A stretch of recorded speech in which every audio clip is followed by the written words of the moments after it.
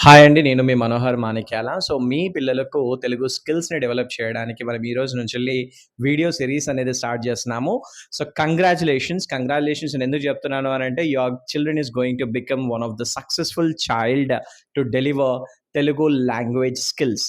So, మేజర్‌గా మనము 3 principles అనేటివి ఫాలో కావాలి అనండి. And this is the promise thought your kids and you need to take okay. For your selves. So, మీకు మీరు ఈ ప్రామిస్ జేసుకోవాలి. సో, ఏంటి అంటే ఫస్ట్ ఈ ప్రాసెస్‌కి సరెండర్ అయ్యి ఉండాలి. ఏంటి అంటే తెలిసిన విషయాలే మనందరికీ గూడా.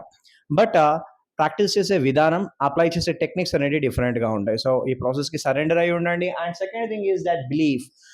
మీరు 100% నమ్మితేనే మీరు వండర్స్ క్రియేట్ చేయగలుగుతారు. ఎట్లా అనంటే మనం చిన్నప్పుడు సైకిల్ తొక్కేటప్పుడు నంబర్ ఆఫ్ టైమ్స్ కింద పడతాం.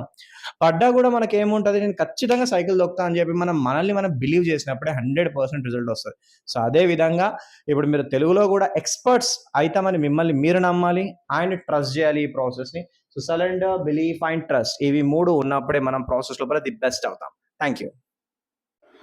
హాయ్ అండి. సో, ఇప్పుడు మనకు మేజర్‌గా 2 ప్లేసెస్ లోపల మిస్టేక్స్ చేస్తా ఉంటారు స్టూడెంట్స్. సో, అంటే నా 7 ఇయర్స్ ఎక్స్‌పీరియన్స్‌లో లాట్స్ ఏంటంటే ప్రతి ఒక్క చైల్డ్‌కి ఒక డిఫరెంట్ ప్రాబ్లమ్ ఉంటది. బట్ మేజర్‌గా ఏముంటదనేది మనం ఇప్పుడు డిస్కస్ చేద్దాం.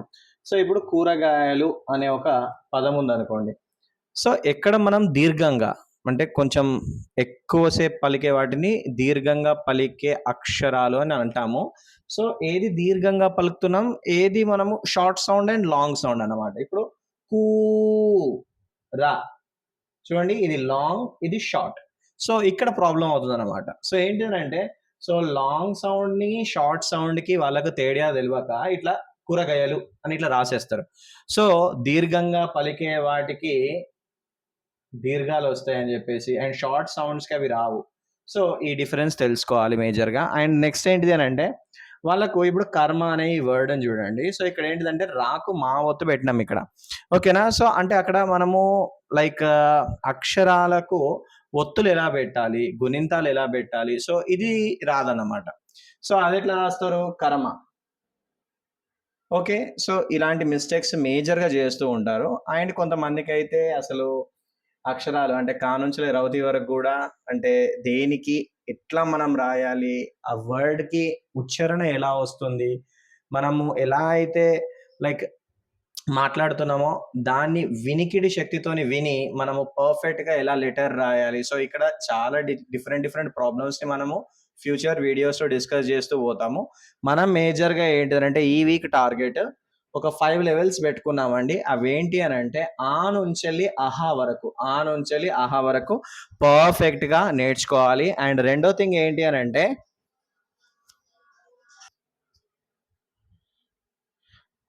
రెండో థింగ్ ఏంటి అనంటే, మనము తలకట్టు నుంచెల్లి విసర్గ వరకు. సో, మనకేంటి అంటే తలకట్టు, దీర్ఘం, గుడి దీర్ఘం అని నేర్పిస్తారు. బట్ వాటిని అప్లై చేసేటప్పుడు ఏమవుతుందండి, మనము తలకట్టు, దీర్ఘం ఇలా నేర్చుకోవద్దు. దీన్ని సౌండ్‌తో నేర్చుకోవాలి. ఆ, ఇ, ఈ, ఉ, ఊ, రు, రు, ఏ, ఏ, ఐ, ఓ, ఓ, ఔ, అహ. అంటే తలకట్టు, దీర్ఘం, గుడి దీర్ఘం అని నేర్చుకోవద్దు. దీన్ని ఇలా నేర్చుకోవాలి. ఇలా నేర్చుకున్నప్పుడు ఏమైతదంటే సో, ఆ, క, ఆ, క, ఇ, కి, ఈ, కి. సో, ఇప్పుడేమవుతది అనంటే ఒక స్టూడెంట్ ఈజీగా తను సౌండ్‌ని రాయగలుగుతాడనమాట. దాని తర్వాత కా నుంచెల్లి రౌతి వరకు మనము అక్షరాలు నేర్చుకుంటాము. వాటినెలా పలకాలి అనేది నేర్చుకుంటాము. అండ్ లెవెల్ 4లో మనకు వాటికి ఒత్తులు ఎట్లా వస్తాయనేది గూడా నేర్చుకుంటాము. అండ్ మనము గుణింతాల ప్రాక్టీస్ అనేది చేస్తాం. సో, చేసిన తర్వాత మనకు ఇంకొక 3 లెవెల్స్ ఉంటాయండి. Level 6, level 7 and level 8. ఈ 3 లెవెల్స్ గనుక మీరు మాస్టర్ చేసినట్టయితే తెలుగు కోర్స్ అనేది కంప్లీట్ అయిపోయినట్టే. ఇంకా మీ పిల్లలు ఈ టెక్నిక్స్‌ని 100% ఇంప్లిమెంట్ జేస్తే ఇక వాళ్ళు తెలుగు బెస్ట్ రీడర్స్ గాను, బెస్ట్ రైటర్స్ గాను అయిపోతారు. దాని తర్వాత ఇంకొక 2 లెవెల్స్ ఏంటి అనంటే, ఒక తెలుగులో చదివేటువంటి పారాగ్రాఫ్‌ని వాళ్ళు సొంతంగా మనం ఎట్లయితే తెలంగాణల మాట్లాడుకుంటామో, మన వాడుక భాషలో ఎట్లా మాట్లాడుకుంటామో, సో, దాన్ని అట్లా రాయడము, దాన్ని గుర్తుపెట్టుకోవడము, ఎగ్జామ్‌లో ప్రెజెంట్ జేయడము. ఈ స్కిల్స్ అన్నీ గూడా డెవలప్ చేయడం జరుగుతది.